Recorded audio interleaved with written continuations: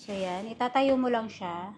Siyempre, itong sealer, kailangan meron din siyang patungan para mataas siya. Kasi nga, mataas yung ating isi-seal. So, ito, nakaharap dyan. And etong line na to, tsaka yung line dito, yun yung pagtatapatin ninyo. So, itupi mo na lang konti ito para hindi madamay. Ayan.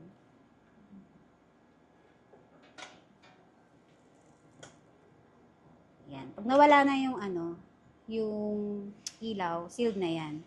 So, ayan. Kung makikita ninyo, medyo meron pa siyang meron pa siyang basa. Kahit may basa siya, nag-seal pa rin siya. So, ayan. So, sobrang ganda ng sealing niya. Diyan. So, hindi talaga siya, magli-leak. And then, lagyan natin ng mahiwagang sticker. So, yung sticker din, nabibili rin sa atin. Pwede kayo magpa-print.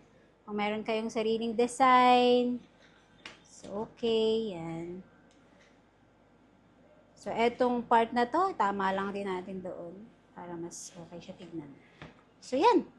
So, ganyan lang yung pag-seal niya. Diba? Okay. So, safe na safe siya. Okay.